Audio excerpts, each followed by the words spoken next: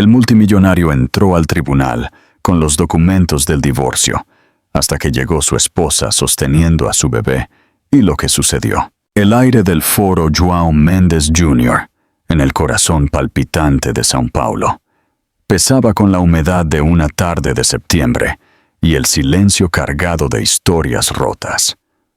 Para Roberto Meneses, el magnate detrás de los rascacielos más imponentes de la ciudad, aquel ambiente era solo una formalidad desagradable más, un obstáculo a superar con la misma eficiencia calculadora con la que aprobaba proyectos de cientos de millones de reales. Cruzó el vestíbulo principal, sus zapatos italianos de cuero pulido, resonando en el mármol gastado, un sonido agudo que cortaba el murmullo constante de abogados apresurados y familias ansiosas.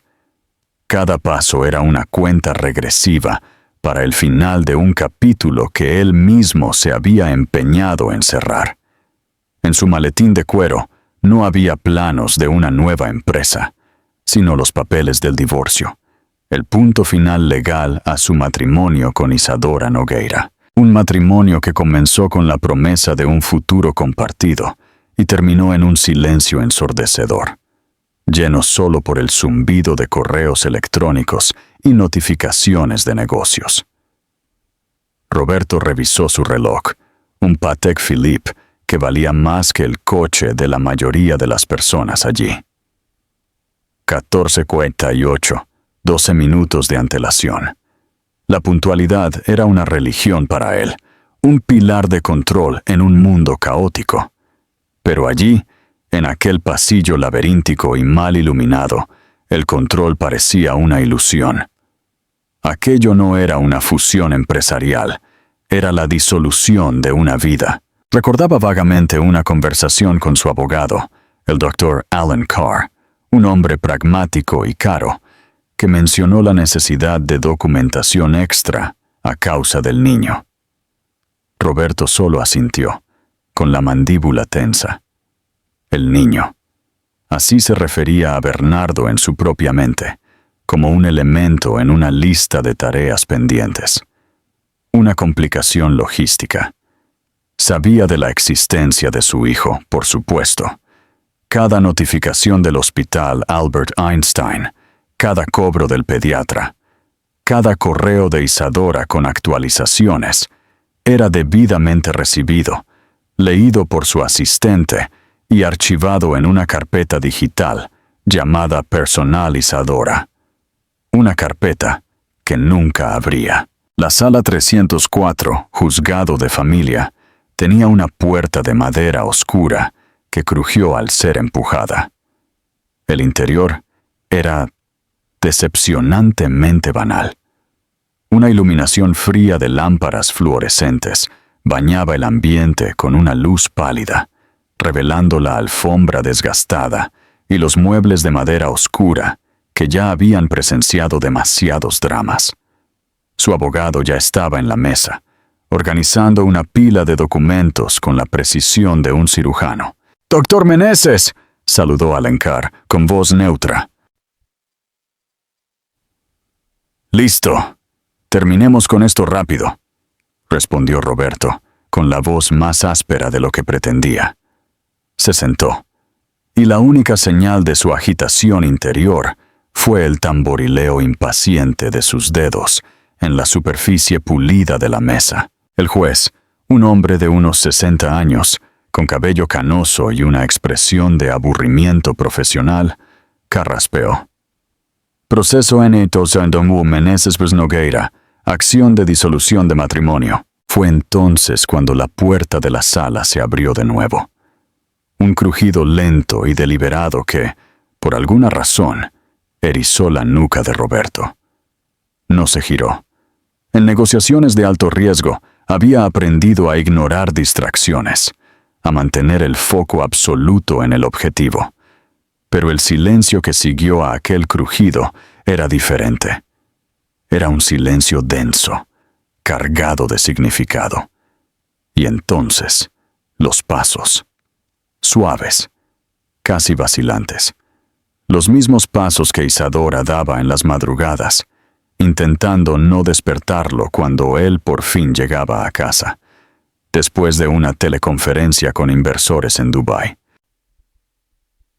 «Con permiso, señoría», sonó su voz, y fue como si una corriente eléctrica recorriera la espalda de Roberto.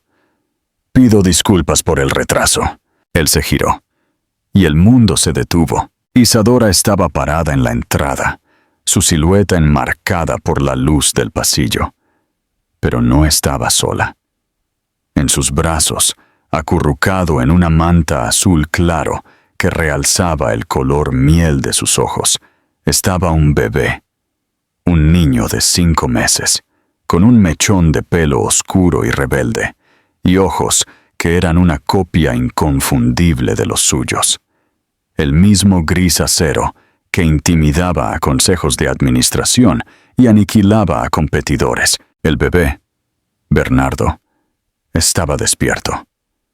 La pequeña mano cerrada en un puño diminuto, los ojos curiosos recorriendo el ambiente extraño, completamente ajeno al hecho de que su simple presencia acababa de demoler la fortaleza emocional de su padre.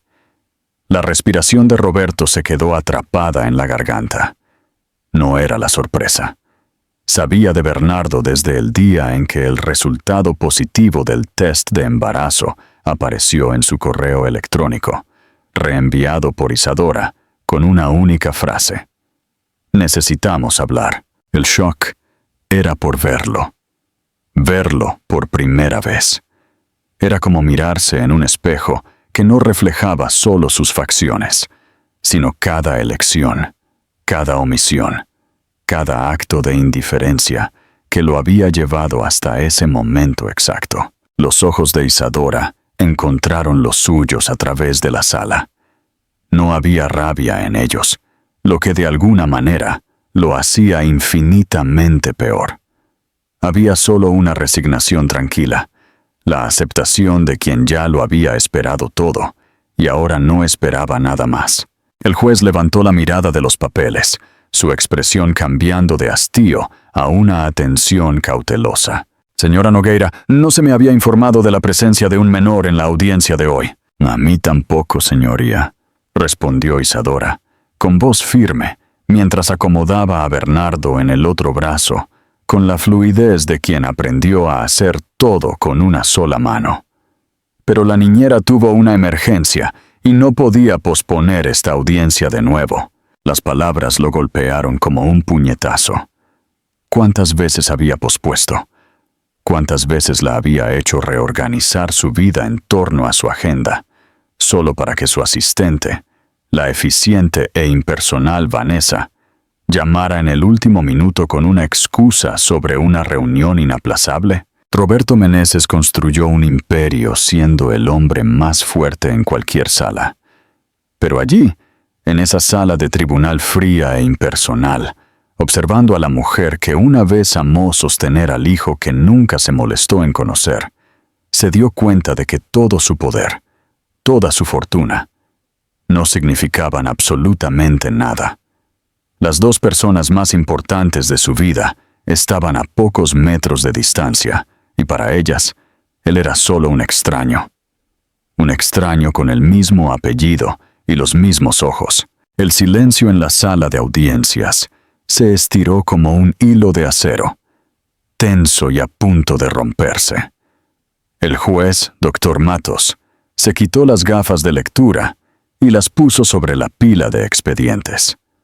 Observó la escena. El multimillonario impecablemente vestido, pero visiblemente afectado. La mujer de una dignidad silenciosa, acunando un bebé, que era la imagen en miniatura del hombre y el abismo de dolor y tiempo que los separaba. Era un drama familiar, como tantos otros que ya había presidido.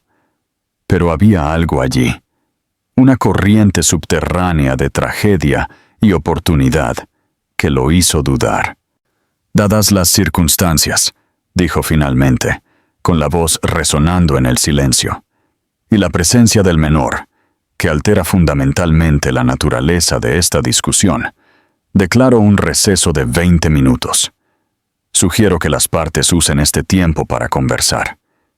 Quizás encuentren un terreno común que no estaba en los autos del proceso. Dr. Alencar, el abogado de Roberto, se inclinó inmediatamente, susurrando sobre pensión alimenticia, custodia y la complicación que la presencia del niño traía para la división de bienes. Pero sus palabras eran un ruido blanco, un zumbido distante. El foco de Roberto estaba enteramente en Isadora, que sin siquiera mirarlo, ya se dirigía hacia la puerta. Se levantó de un impulso, la silla arrastrándose por el suelo con un sonido áspero que pareció profanar la quietud del lugar. ¡Isadora! Ella se detuvo, pero no se giró. Bernardo, sintiendo la tensión en el cuerpo de su madre, comenzó a quejarse. Un sonido bajo y lastimero que tiró de algo dentro del pecho de Roberto, un instinto primitivo que no sabía que poseía. «Necesitamos hablar», dijo él, la voz ronca fallando en el intento de sonar autoritaria. Isadora finalmente se giró, y el movimiento fue lento, deliberado. Acomodó a Bernardo en su hombro, un gesto tan natural que hablaba de noches sin dormir y de una profunda soledad. Una sonrisa amarga, casi imperceptible, tocó sus labios. Ahora quieres hablar, Roberto. Qué timing interesante el tuyo. El pasillo del foro, con sus paredes beige y el olor a polvo y desinfectante, se convirtió en el escenario de una batalla que no se libraría con palabras altas, sino con el peso abrumador de lo no dicho durante meses. Otras personas pasaban junto a ellos, inmersas en sus propios dramas, pero para Roberto era como si estuvieran solos en un vacío. Bernardo se había calmado, la cabecita apoyada en el hombro de Isadora, los dedos minúsculos enrollados en la tela de su suéter. Roberto se sintió incapaz de desviar la mirada. Estudiaba cada detalle, la curva perfecta de la oreja, la forma en que el cabello oscuro formaba un remolino en la parte superior de la cabeza, la seriedad de la expresión que lo hacía parecer un ejecutivo en miniatura. «Tiene tu barbilla terca», dijo Isadora, con la voz desprovista de emoción, notando el escrutinio de Roberto. «Y tus ojos. Cuando se enfada, parece un mini dictador a punto de despedir a alguien». Yo veo», tartamudeó Roberto, las palabras sonando inadecuadas, clínicas. «¿Ves? Lo estás mirando como si fuera un balance trimestral, Roberto, analizando los activos, calculando el potencial. No estás viendo a tu hijo, estás viendo una anomalía en tus planes». La sangre subió al rostro de Roberto. «Eso no es justo». La risa de Isadora fue corta y sin alegría. «¿Justo? ¿Quieres hablar de lo que es justo? Pasé 36 horas de parto, Roberto. 36 horas. ¿Y sabes dónde estabas?» Él lo sabía. La memoria, que había reprimido con tanto ahínco, regresó con la fuerza de un tren desbocado. La suite presidencial del Four Seasons, en Lisboa. La reunión para cerrar la adquisición del Grupo Lusitano, un negocio que lo colocaría en la cima del mercado europeo.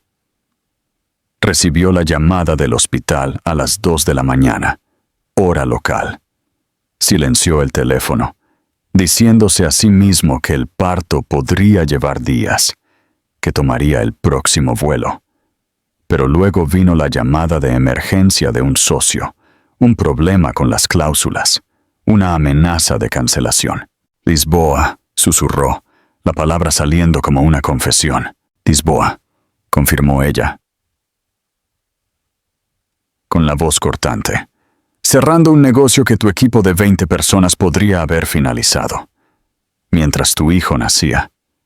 Mientras yo estaba sola, asustada y con una hemorragia que asustó a los médicos». Bernardo se movió, sintiendo la angustia en la voz de su madre, y soltó un pequeño suspiro. Isadora inmediatamente se suavizó. El instinto maternal superando la rabia.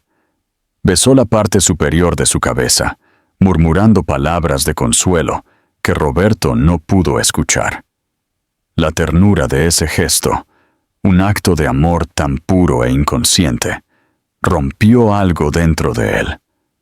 No fue hecho para provocarlo, al contrario, fue la prueba de que él ya no era parte de esa ecuación. Ella era un universo completo para ese niño, porque él, el padre, había elegido ser un agujero negro. Yo no sabía de las complicaciones, dijo él, con la voz baja. Lo habrías sabido si hubieras contestado una de las 27 llamadas, o si hubieras devuelto uno de los mensajes, o si hubieras ido a una sola consulta en 9 meses. La voz de ella permanecía estable, pero él podía ver el leve temblor en sus manos. Te envié las fotos de la ecografía, Roberto. Te envié un video cuando empezó a dar patadas. Llamé llorando cuando el médico dijo que estaba de nalgas y que tal vez necesitaríamos una cesárea de emergencia. Cada frase era una nueva puñalada. Recordaba las notificaciones, los archivos adjuntos que veía en la pantalla del celular y descartaba con un deslizamiento de dedo, pensando, lo veo después. El después que nunca llegaba. La noche que nació, continuó ella. Hasta el último minuto, pensé que ibas a entrar por esa puerta del hospital.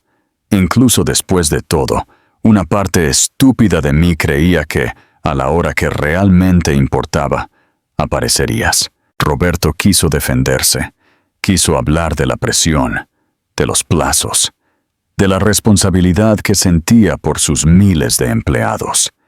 Pero de pie en ese pasillo, mirando al hijo que nunca sostuvo y a la mujer cuya fuerza había subestimado tanto, todas sus excusas sonaban a polvo. Estaba construyendo un futuro para nosotros, dijo él, las palabras vacías incluso para sus propios oídos. No, corrigió Isadora con una sencillez devastadora.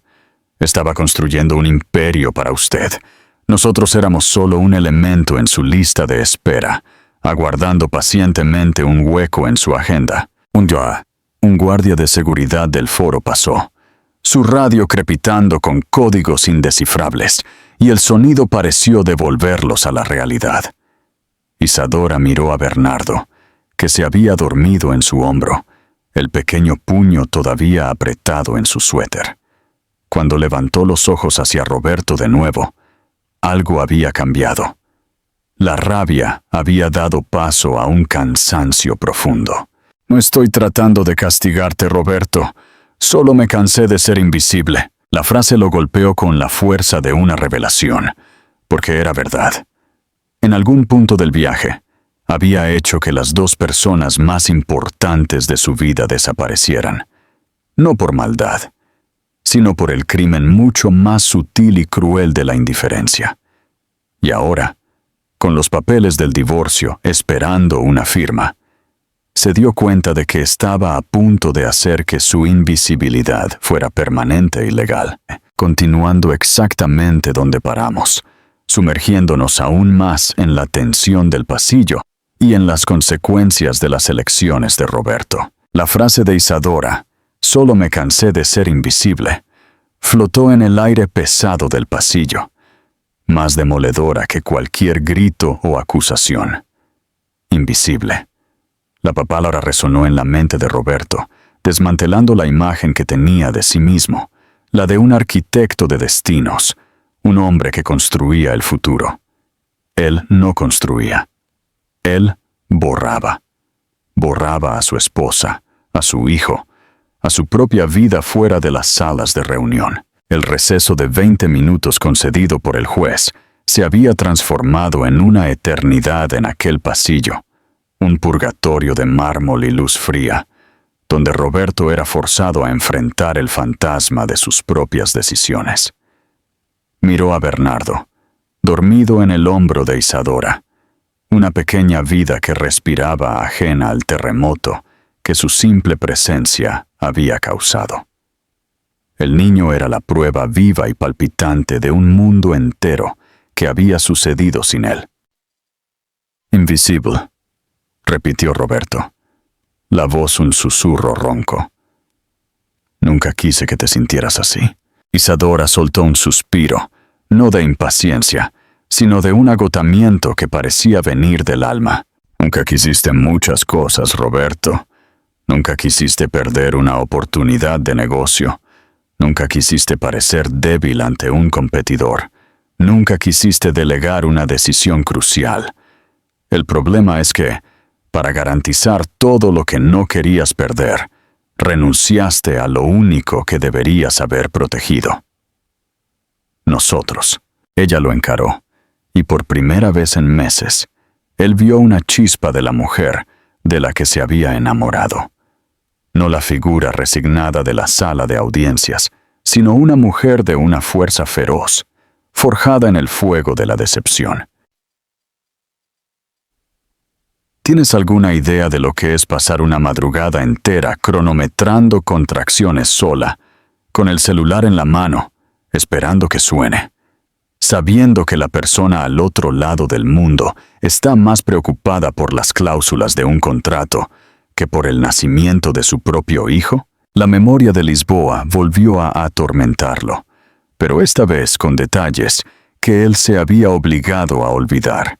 La botella de vino de Oporto de 50 años que el presidente del grupo lusitano había abierto para celebrar.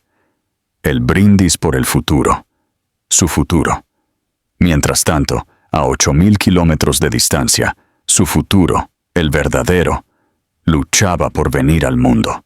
Recibí las llamadas, Isa, pero la negociación era compleja. Había millones en juego, el sustento de miles de familias que dependen de Meneses Constructora. Intentó, la voz sonando patética incluso para sí mismo. Era la justificación estándar, el escudo que siempre usaba para defenderse de cualquier acusación de negligencia personal. El trabajo era su nobleza, su excusa universal. «¿Familias?», replicó ella, la voz subiendo un tono, atrayendo la mirada de un abogado que pasaba apresurado. «No uses a otras familias como tu coartada, Roberto. No cuando destruiste la tuya. ¿Crees que no sé cómo funciona?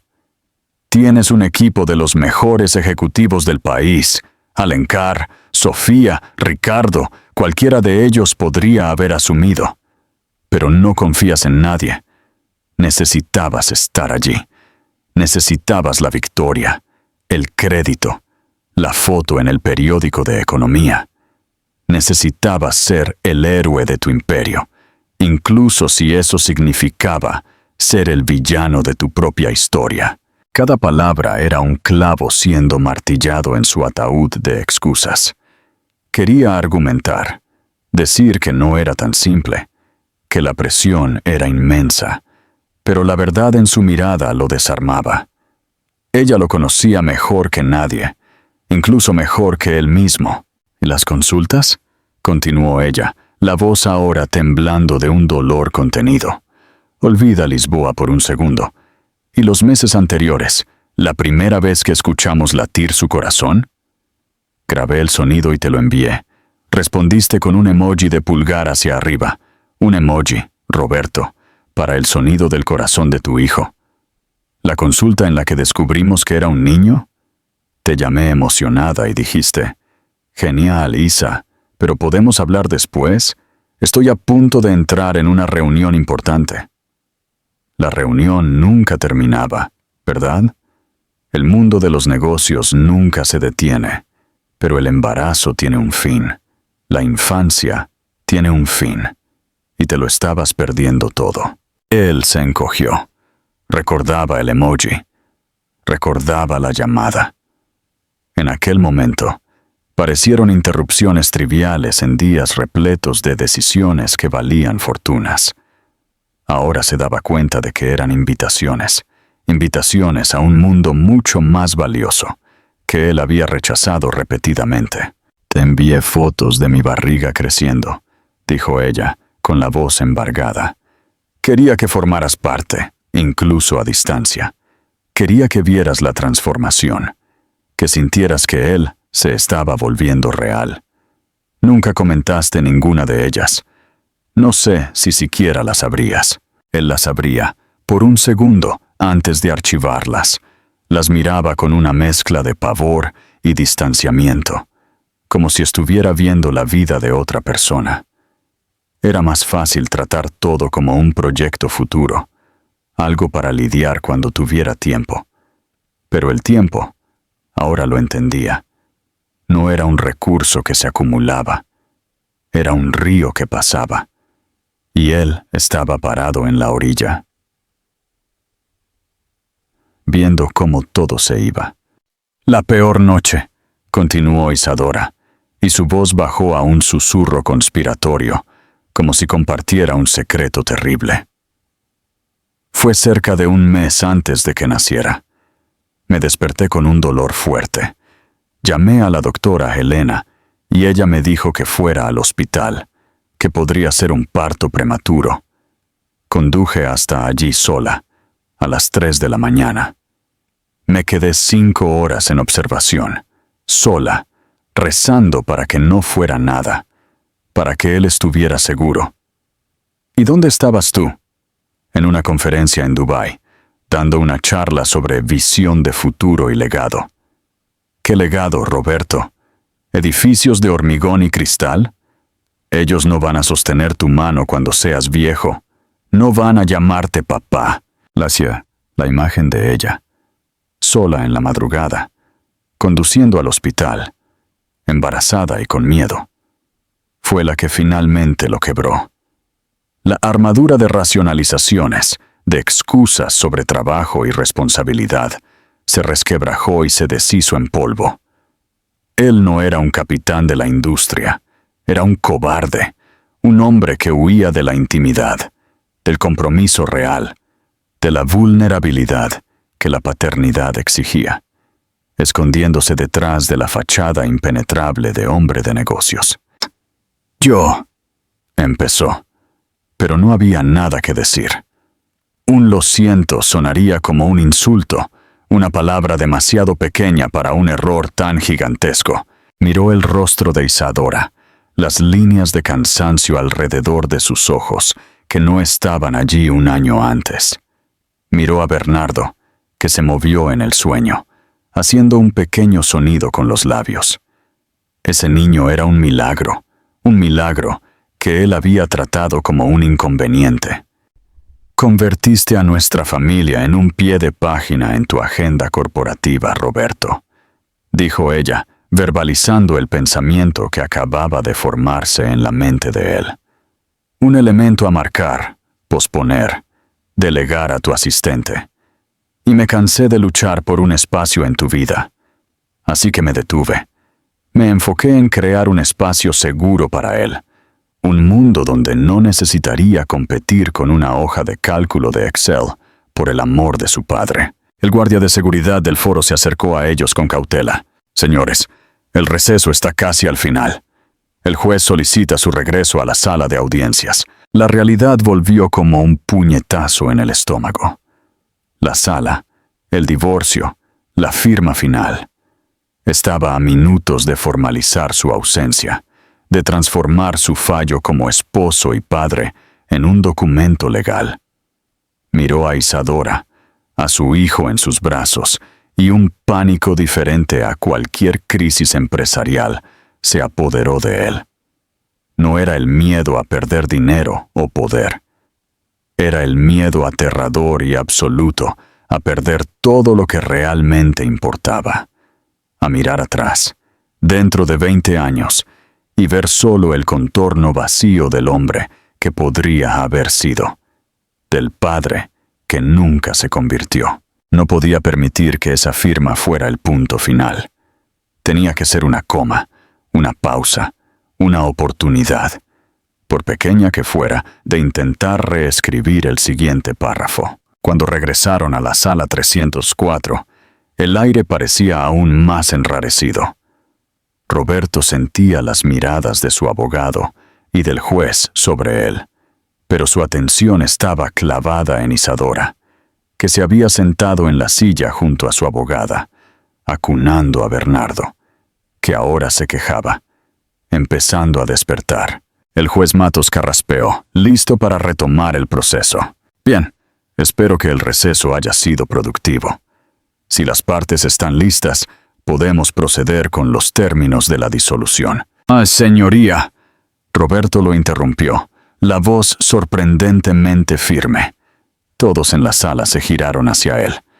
Me gustaría hacer una petición. La palabra de Roberto, señoría, cortó el aire viciado de la sala de audiencias con la precisión de un bisturí. El juez Matos, que ya se acomodaba las gafas para leer los términos finales del acuerdo, se detuvo y levantó las cejas. El doctor Alencar, el abogado de Roberto, se puso rígido en su silla, una clara señal de que aquello no formaba parte del guión meticulosamente planeado. Del otro lado, Isadora, que acunaba a un Bernardo ahora despierto y quejumbroso, levantó la mirada, una expresión de cautela y agotamiento en su rostro. Ella ya había visto a Roberto usar esa misma entonación para dominar salas de reunión y dar la vuelta a negociaciones perdidas. Era la voz del hombre que no aceptaba un no. «Proceda, doctor Meneses», dijo el juez, el tono neutro apenas escondiendo una nueva chispa de interés. Roberto se levantó, no con la arrogancia de quien está acostumbrado a mandar, sino con la vacilación de quien pisa terreno desconocido. Sus ojos no estaban en el juez, sino fijos en Isadora y en el pequeño ser en sus brazos, que ahora lo encaraba con esos mismos ojos grises, curiosos y sin juicio. «Señoría, yo pido un aplazamiento». Un murmullo recorrió el pequeño grupo. Alencar se inclinó para susurrar algo, pero Roberto lo ignoró. «¿Un aplazamiento?», cuestionó el juez. «¿Basado en qué? Los términos ya han sido acordados por ambas partes». «Basado en el hecho de que fui un completo idiota», dijo Roberto, la voz baja, pero audible para todos. La honestidad cruda de la frase conmocionó el ambiente. «Y basado en el hecho de que acabo de conocer a mi hijo hace 27 minutos». Miró su reloj, el mismo que antes marcaba su eficiencia, ahora marcando el inicio de su conciencia.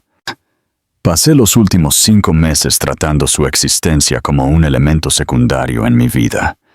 No puedo firmar un documento que haga esa ausencia permanente sin antes intentar entender lo que perdí, intentar demostrar, quizás a mí mismo más que a cualquier otra persona, que puedo ser más que el hombre que fui hasta hoy». Se giró hacia Isadora, y por primera vez no había estrategia en su mirada, solo una súplica desnuda.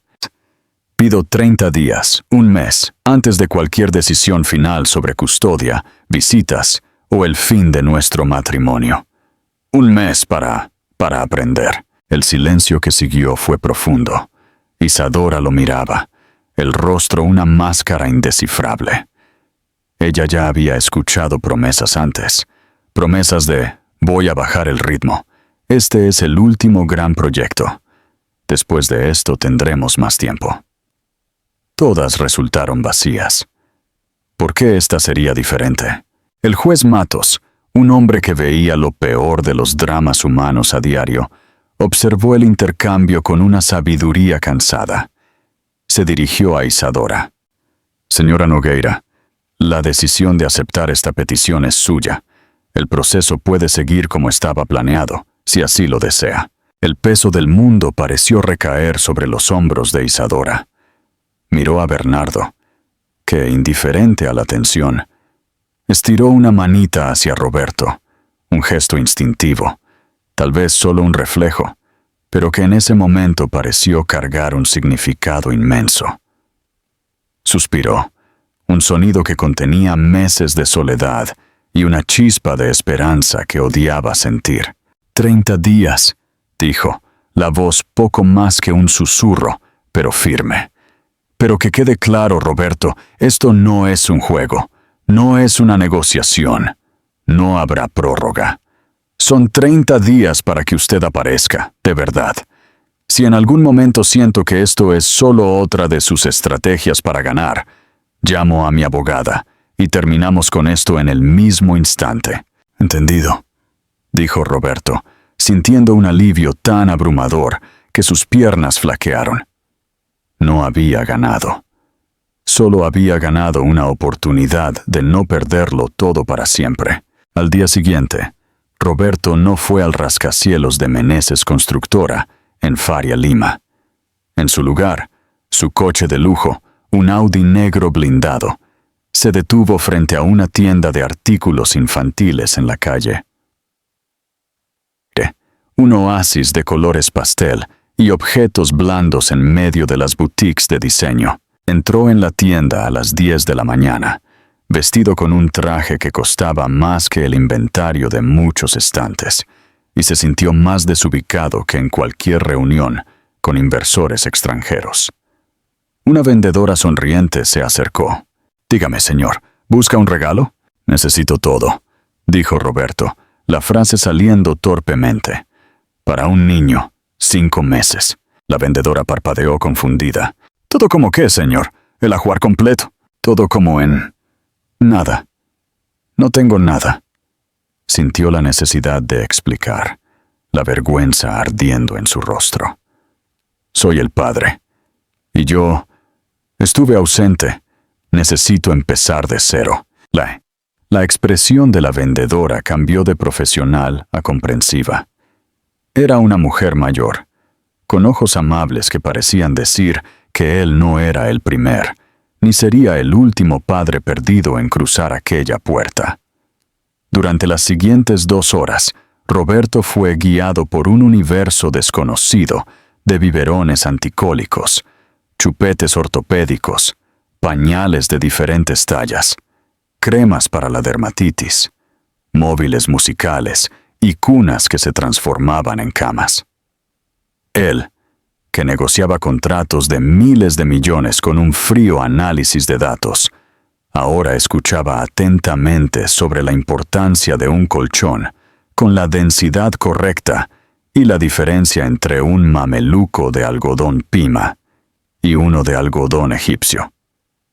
Lo compró todo, no con la alegría de un padre preparando el nido, sino con la desesperación de un hombre intentando llenar un vacío de 5 meses con objetos. El maletero de su coche fue abarrotado de cajas y bolsas, un intento material de compensar su fallo emocional. La verdadera prueba, sin embargo, llegó 3 días después. Isadora le envió un mensaje corto. «Bernardo tiene consulta de rutina con el pediatra mañana. Dr. Arthur en Moema. 15 horas. Si quiere ir». El «si quiere» era un arma de doble filo, una invitación y una prueba. Roberto respondió inmediatamente. «Estaré allí». Llegó a la clínica pediátrica con 20 minutos de antelación, el corazón latiendo más rápido que antes de cualquier presentación ante el consejo. La sala de espera, con sus paredes coloridas y juguetes esparcidos, olía a alcohol y a un ligero dulzor a leche. Cuando Isadora entró, cargando a Bernardo en un asiento de bebé, el mundo de Roberto se concentró en ellos. Se levantó sin saber qué hacer. «Hola», dijo él. «Hola», respondió ella sin sonreír, pero sin la hostilidad del foro. En la sala del Dr. Arthur, un hombre de mediana edad con una calma contagiosa. Roberto se sentó en una silla en la esquina, sintiéndose un intruso. El médico, consciente de la situación por Isadora, condujo la consulta con una naturalidad que incluía a Roberto en cada paso. «Papá, ¿puede sostenerlo aquí mientras lo examino?», le pedía. Roberto tomó a su hijo en brazos por primera vez. El peso era sorprendente, sólido y cálido. El olor a bebé, una mezcla de leche y talco, lo embriagó. Bernardo lo encaró con sus grandes ojos grises, y Roberto sintió un nudo en la garganta. Mientras el doctor Arthur hablaba sobre curvas de crecimiento, introducción alimentaria y los próximos saltos de desarrollo, Roberto se dio cuenta de la verdad aplastante. Ser padre no era sobre proveer, era sobre estar presente. Era saber que a su hijo le disgustaba el sabor del papaya, pero le encantaba el de la pera.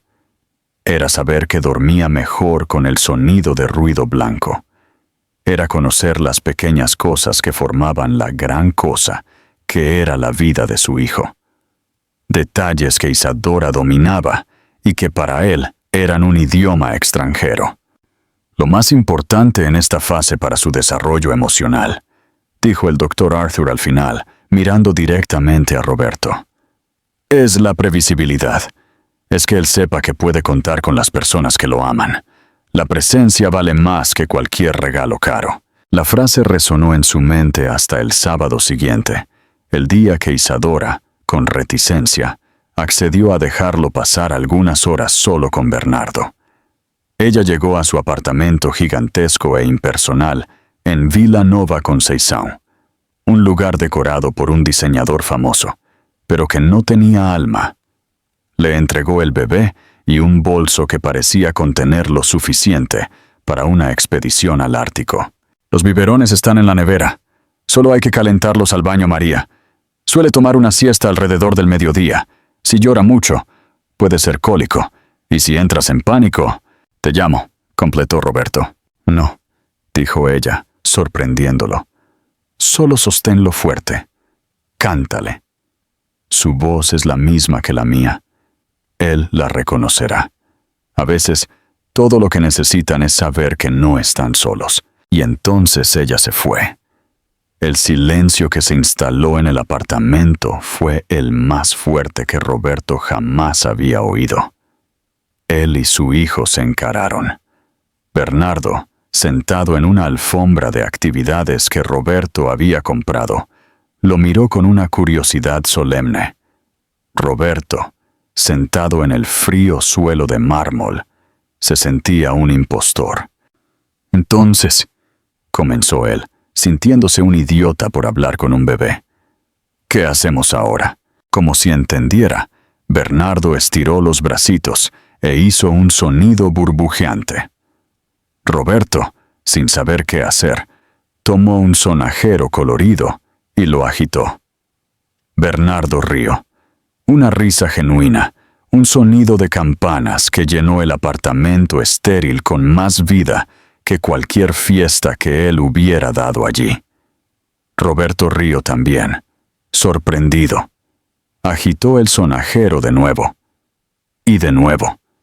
Durante 20 minutos, lo único que importaba en el mundo era el sonido de aquel sonajero y la risa de su hijo. La hora del biberón fue un desastre cómico. Lo calentó demasiado. Luego lo enfrió demasiado. Tiró agua al suelo. Pero cuando finalmente acertó la temperatura y se sentó en el sillón de diseño incómodo, con Bernardo en brazos, algo mágico sucedió. El bebé sostuvo el biberón con sus manitas y succionó con ganas, los ojos fijos en los de Roberto. En ese momento, no había imperio, no había negocios, no había divorcio. Había solo él y su hijo, conectados por el acto más simple y fundamental de la nutrición. Bernardo se durmió en sus brazos, el cuerpo pequeño y cálido completamente relajado contra su pecho. Roberto se quedó inmóvil, con miedo de romper el encanto. Miró el rostro sereno de su hijo, las pestañas largas sobre la mejilla rosada, y sintió una ola de amor tan feroz y abrumadora que lo dejó sin aliento. No era el amor calculado que él creía que sentiría. Era un amor visceral, protector. Un amor que redefinía todas sus prioridades en un único y silencioso instante. Él, Roberto Meneses, el hombre que movía mercados, estaba completa e irrevocablemente rendido por un ser de 7 kilos, y por primera vez en mucho tiempo se sintió verdaderamente rico. Las 3 semanas siguientes se desarrollaron como una película en cámara lenta para Roberto. Los días se dividían en 2 realidades paralelas que colisionaban de forma cada vez más violenta. Por la mañana era el doctor Meneses, el titán del mercado inmobiliario, presidiendo reuniones, analizando proyecciones financieras y tomando decisiones que afectaban el horizonte de São Paulo. Pero por la tarde y en todos los momentos que conseguía robar, era solo Roberto, el padre aprendiz. Aprendió a descifrar los diferentes tipos de llanto de Bernardo, el agudo del hambre, el irritado del sueño, el quejumbroso del pañal sucio. Descubrió que al niño le encantaba el sonido de bossa nova, especialmente la voz suave de João Gilberto, que lo calmaba casi instantáneamente. Aprendió el arte de bañar a un bebé resbaladizo, una operación que exigía más concentración y destreza que la negociación de una cláusula contractual compleja. Isadora observaba todo con una cautelosa distancia. No ofrecía elogios, pero tampoco criticaba. Solo cumplía lo acordado, permitiendo que Roberto entrara lentamente en la rutina que ella había construido sola. En cada visita, ella notaba pequeños cambios. El apartamento de Roberto, antes un frío showroom, ahora tenía un rincón con una alfombra de actividades colorida y una cesta de juguetes. La foto de Bernardo, que ella le dio, estaba en su mesa de noche, en el lugar donde antes estaba un premio de empresario del año.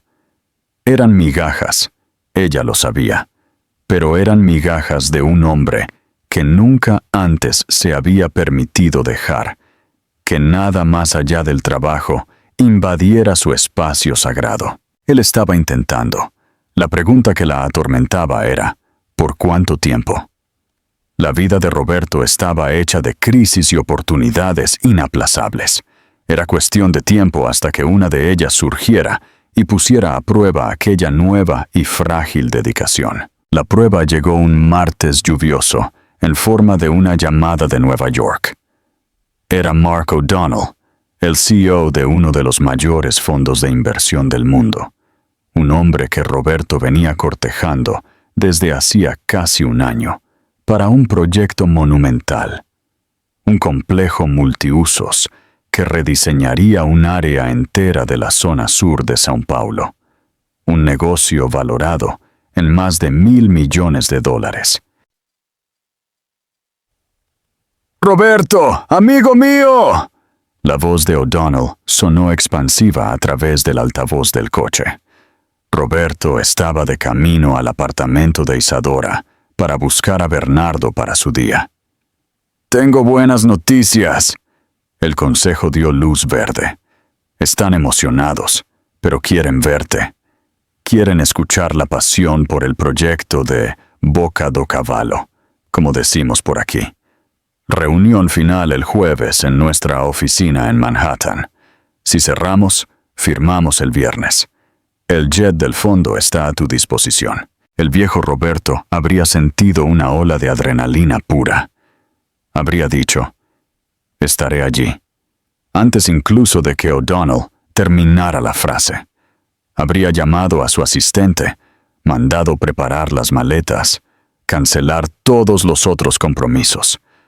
La victoria estaba a su alcance, la mayor de su carrera, pero el nuevo Roberto, el hombre que pasó la tarde anterior en el suelo, haciendo muecas para provocar una carcajada de su hijo, sintió algo diferente, un nudo en el estómago.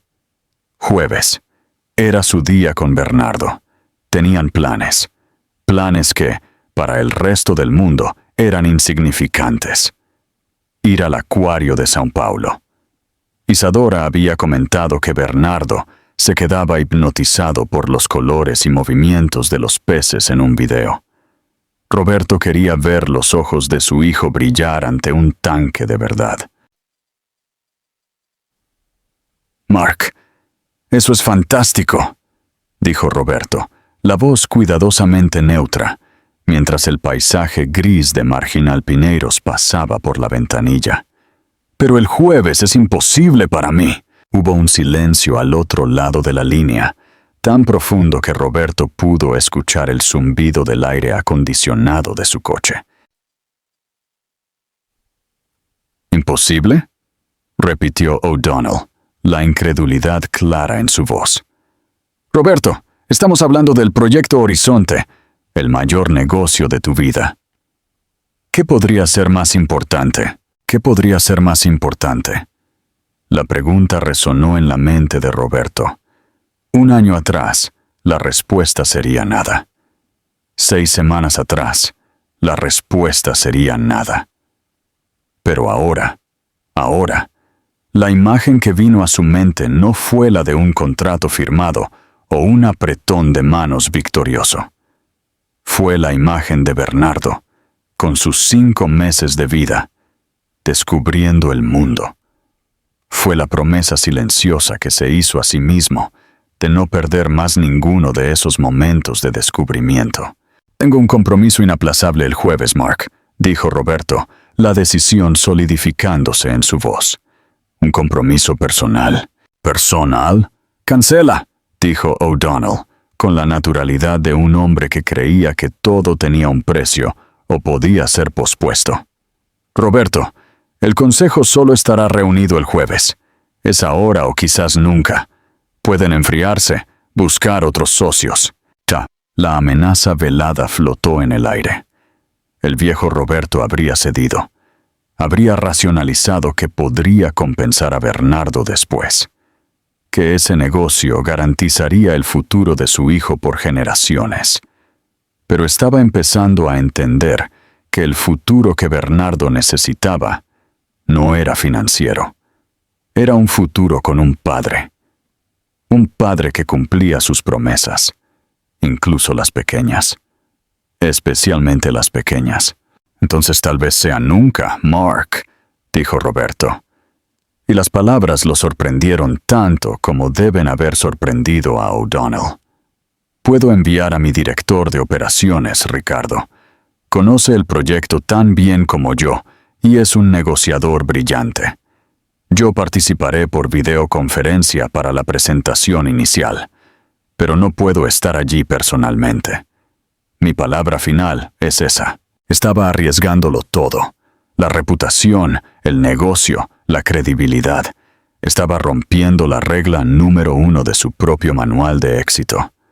Nunca, jamás, muestre a un oponente que algo es más importante para usted que cerrar el acuerdo. La despedida de O'Donnell fue fría y abrupta. Roberto colgó el teléfono con las manos temblorosas.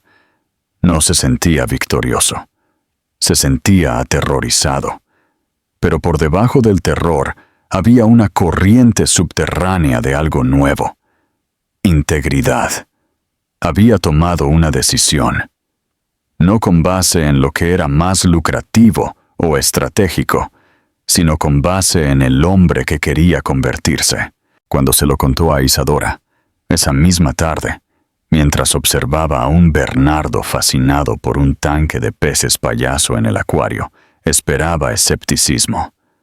Esperaba un veremos, si no cambias de idea.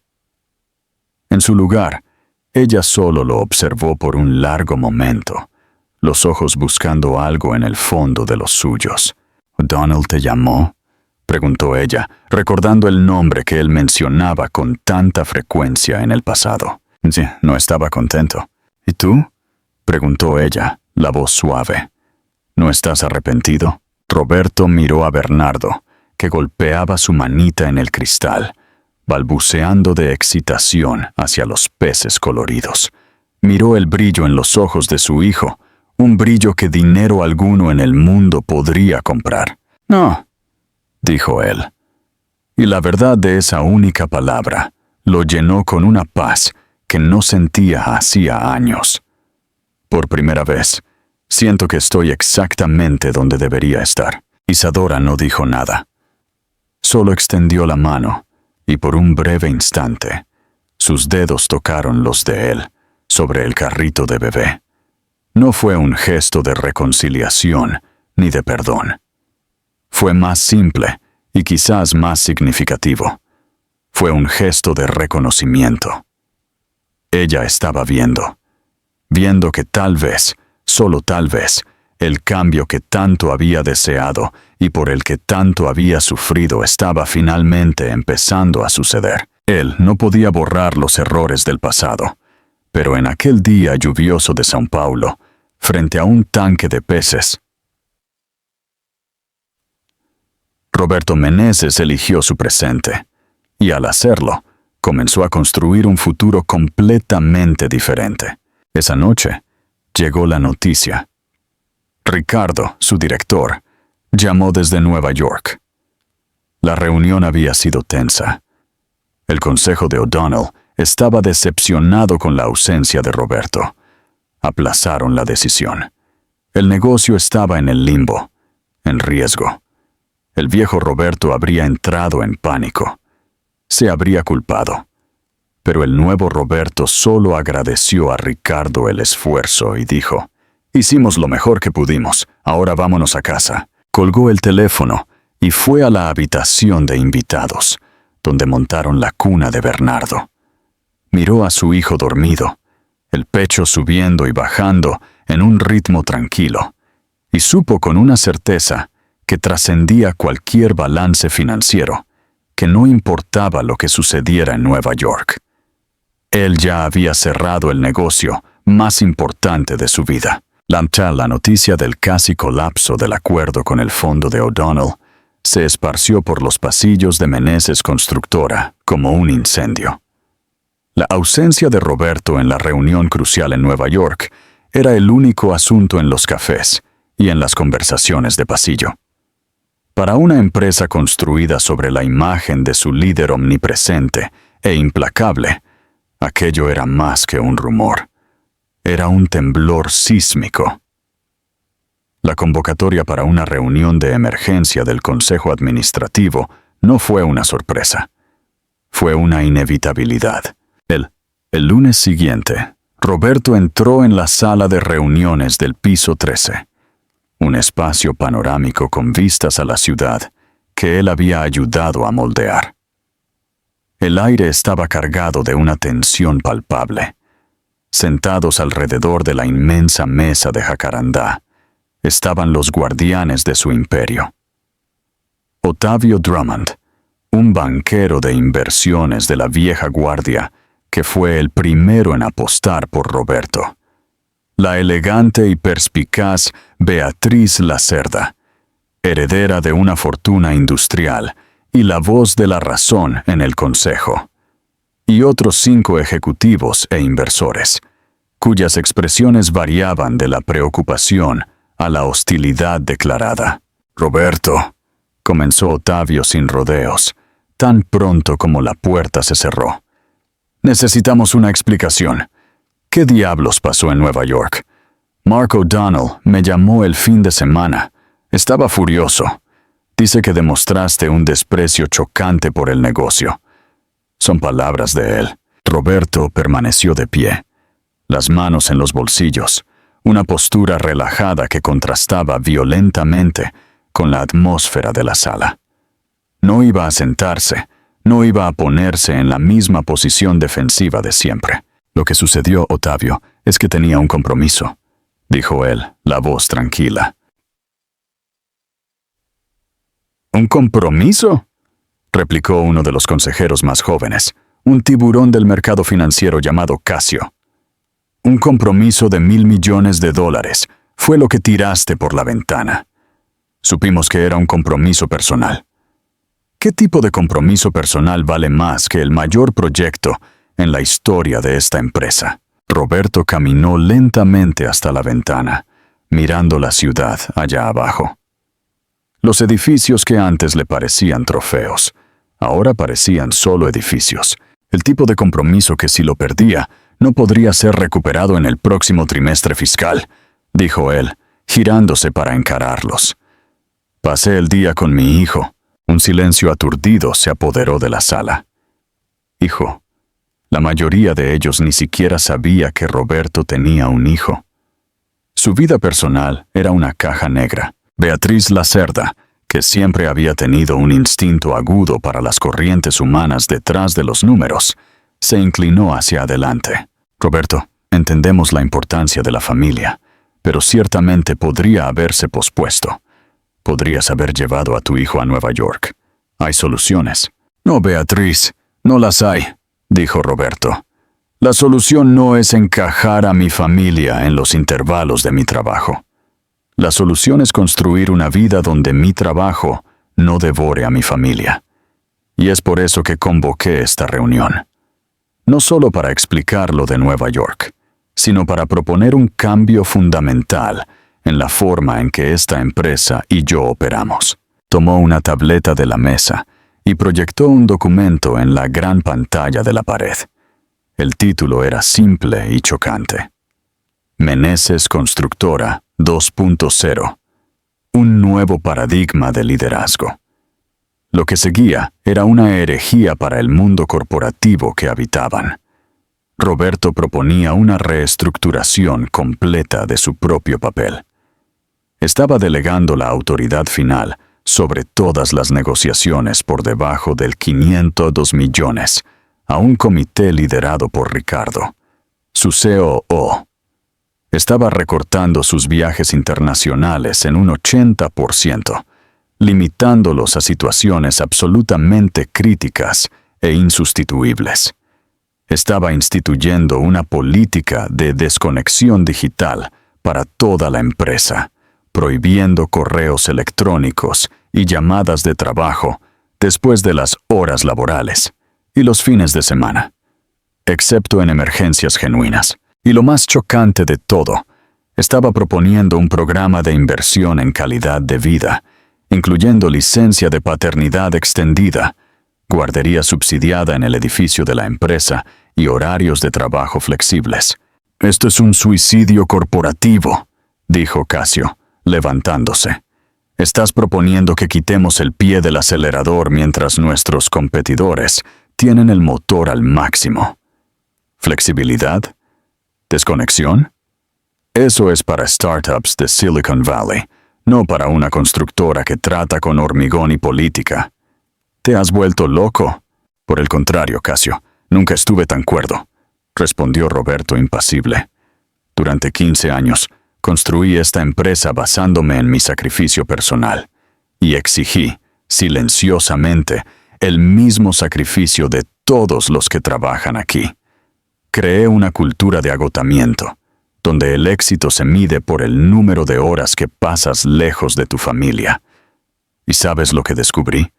Eso no es sostenible, ni para mí, ni para la empresa. Un líder agotado toma malas decisiones. Un equipo agotado pierde la creatividad. El acuerdo de Nueva York no se perdió porque no fui. Está en riesgo, porque creé una cultura donde mi principal ejecutivo, Ricardo, sintió que necesitaba imitarme en lugar de usar sus propios talentos para negociar. Otavio Drummond, el banquero, se rascó la barbilla, pensativo. La intención es noble, Roberto, pero al mercado no le importa la nobleza, le importan los resultados. ¿Cómo garantizas que esta humanización no nos costará nuestra ventaja competitiva? No lo garantizo, admitió Roberto, y la honestidad de la frase sorprendió a todos de nuevo.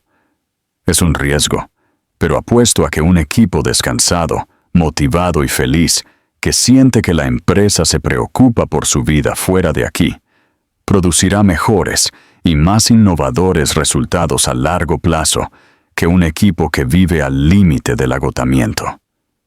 Estoy apostando por las personas, Otavio, no solo por los números. Hizo una pausa y su mirada recorrió cada rostro en la sala.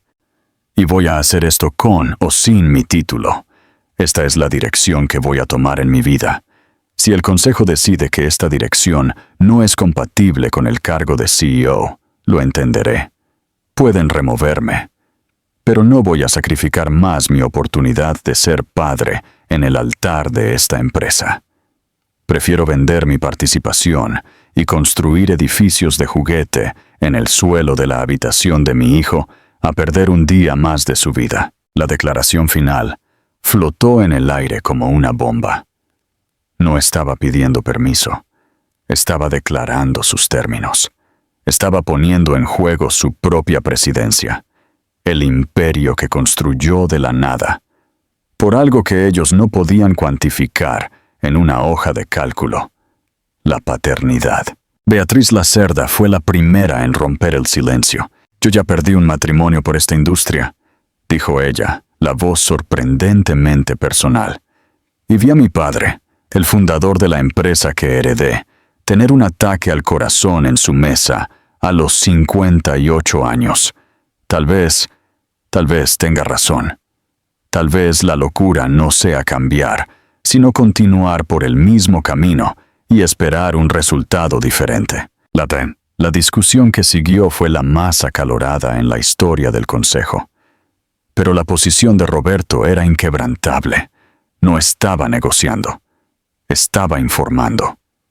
Al final de 2 horas, la votación fue ajustada. Pero la propuesta pasó, con un período de prueba de 6 meses. Beatriz y Otavio, los 2 consejeros más influyentes, le dieron el voto de confianza que necesitaba. Esa noche, Roberto fue al apartamento de Isadora. Bernardo ya dormía. Se sentaron en el pequeño balcón del apartamento de ella, con la vista a los tejados del barrio, un escenario muy diferente a la vista panorámica de su oficina. Él le contó sobre la reunión, sobre la propuesta, sobre el ultimátum que había dado. Isadora escuchó en silencio, el rostro iluminado por la luz suave de una lámpara de mesa. Cuando terminó, ella no dijo felicidades o estoy orgullosa.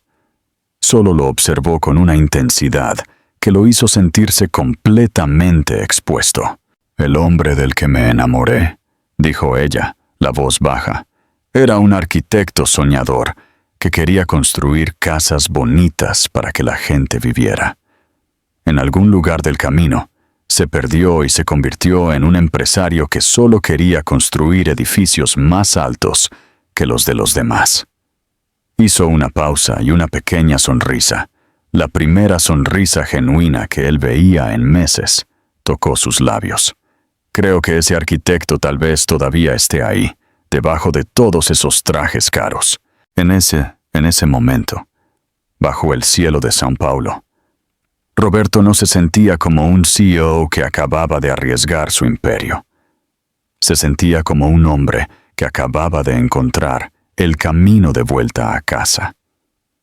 La reconstrucción de su carrera había comenzado, y con ella, la posibilidad, aunque frágil y distante, de la reconstrucción de su familia. 2 años. En el mundo de los negocios de Roberto, 2 años eran un ciclo completo, el tiempo para que un proyecto saliera del papel, se alzara contra el cielo y se inaugurara con champán y cobertura de prensa. Pero en la nueva economía de su vida, la economía del alma, 2 años fueron el tiempo necesario para la más compleja y gratificante de todas las construcciones. La de una familia. La escena ahora no era un foro tenso o una sala de reuniones fría, sino la hierba verde y acogedora del Parque Ibirapuera en una mañana de domingo. El sol de São Paulo se derramaba entre los árboles, pintando el suelo con manchas de luz. Roberto, ahora con casi 40 años, pero con una mirada más ligera que la que tenía a los 30, corría torpemente con las mangas de la camisa de lino dobladas, intentando interceptar un balón de fútbol pateado con más entusiasmo que puntería por Bernardo. A sus 2 años y medio, Bernardo era un dínamo de energía, una mezcla perfecta de la determinación del padre y la risa fácil de la madre. «¡Agarra, papi! ¡Agarra!», gritaba él, la voz infantil resonando por el parque, antes de tropezar con sus propios pies y aterrizar suavemente en la hierba, explotando en una carcajada contagiosa. Roberto se tiró a su lado, jadeando, riendo también. El olor a hierba, el calor del sol, el sonido de la risa de su hijo. Esa era su nueva definición de un negocio exitoso. Desde un banco cercano, bajo la sombra de un flamboyán, Isadora observaba la escena. Ya no estaba leyendo manuales de paternidad, sino una novela de Laia Luft, algo que no hacía años. Una sonrisa serena adornaba su rostro. Ella y Roberto no se habían vuelto a casar. El papel del divorcio todavía existía en algún cajón. Un recordatorio de cuán cerca estuvieron de un final absoluto. Pero habían hecho algo quizás más difícil que casarse. Eligieron, día tras día, reconstruir. ¿Saben? La Revolución Meneses, como la prensa de negocios apodó el giro de Roberto, había funcionado. La productividad de la constructora aumentó. La rotación de empleados cayó drásticamente y la empresa se convirtió en un imán para los mejores talentos del mercado, atraídos por la promesa de un ambiente de trabajo que respetaba la vida. El acuerdo con O'Donnell, en Nueva York, terminó cerrándose 6 meses después, en términos incluso más favorables, pues la postura de Roberto, en lugar de ser vista como debilidad, fue interpretada como una fuerza inquebrantable. Se había convertido en una especie de gurú corporativo, invitado a charlas sobre liderazgo humanizado, invitaciones que casi siempre rechazaba. Su prioridad era otra.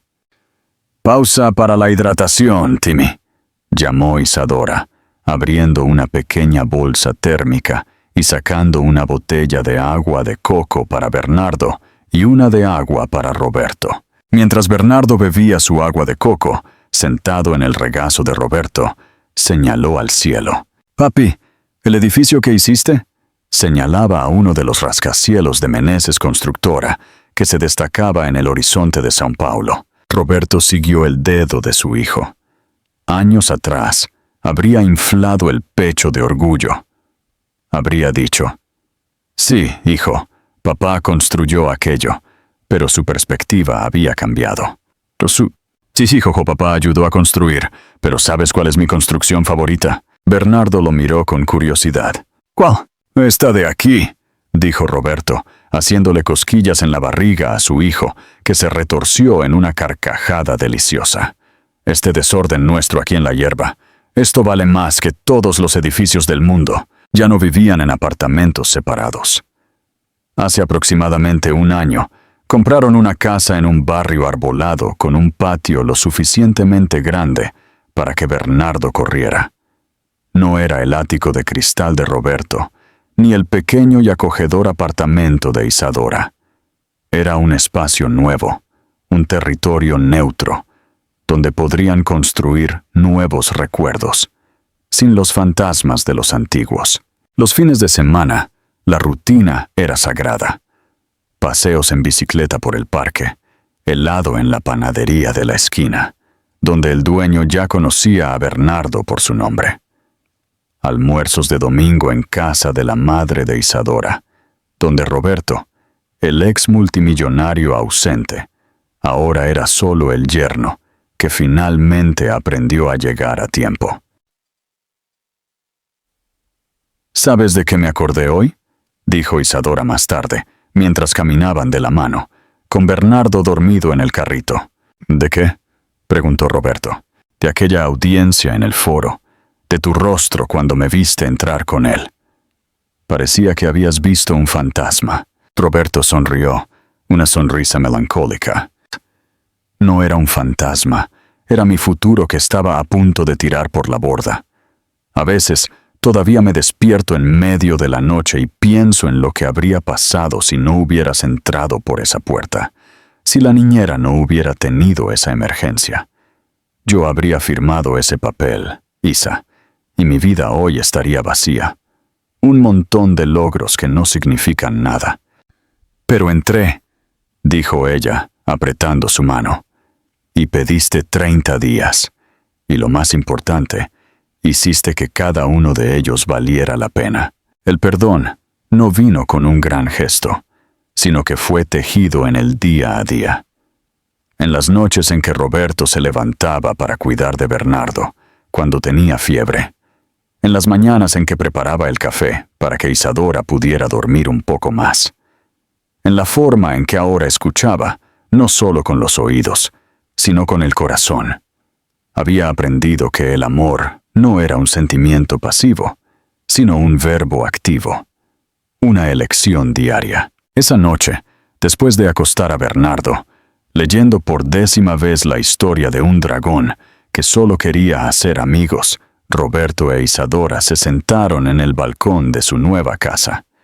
El silencio entre ellos era cómodo, lleno por el sonido de los grillos y por el brillo distante de la ciudad.